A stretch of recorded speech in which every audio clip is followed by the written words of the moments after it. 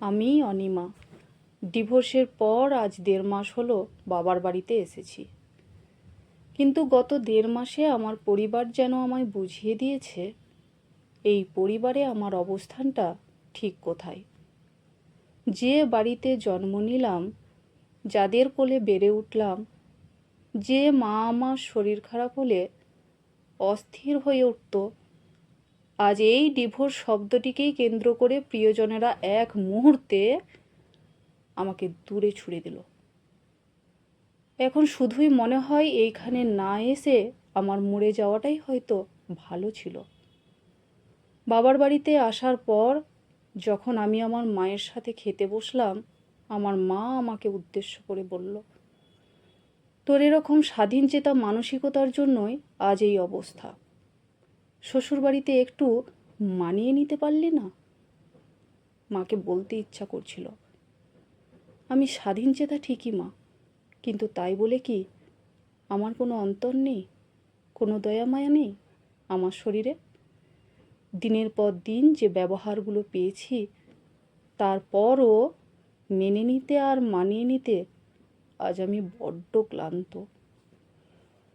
মনে মনে ভাবলাম, একবার হলেও মা আমার কষ্টটা হয়তো বুঝবে, হয়তো বা বলবে, তুই ভেঙে পড়িস না, কেউ নেই তো কি হয়েছে, আমি তো আছি, চিন্তা করিস না, একদিন সব ঠিক হয়ে যাবে।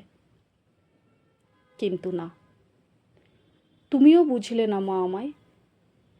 আমি অবাক চোখে মায়ের দিকে তাকিয়ে রইলাম, কিছুই বলতে পারলাম না। বাবাও যেন কেমন চুপচাপ হয়ে গেল আমি আসার পর। আজ আমার কোনো কষ্টই বাবার বাড়ির কোনো মানুষের চোখে পড়ল না। তাদের চোখে মুখে তখন একটাই চিন্তা, এই বুঝি সংসারে একটা উটকো ঝামেলা এসে পড়ল। অথচ এই মানুষগুলোই যখন আমি আমার স্বামীর সাথে আসতাম, তখন কতই না আনন্দে ভরাট থাকতো এই বাড়িটা।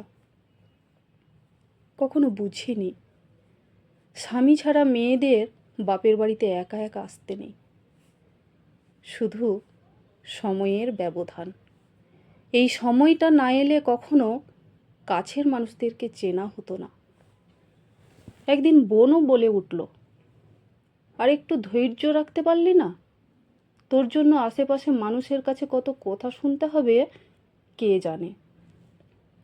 যে প্রতিবেশী কাকিমারা এক সময় বন্ধুর মতো ছিল, তখন ওই কাকিমাদের কাছে আমার চেয়ে ভালো মেয়ে নাকি আর একটিও নাই।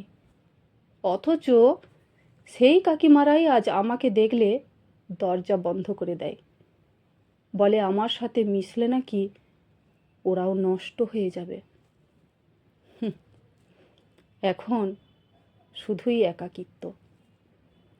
জানেন, আমিও নিজে ঠিক বুঝতে পারছি না যে আর কতটুকু ধৈর্য রাখলে একটা সংসারকে টেকানো যায়, বলতে পারবেন?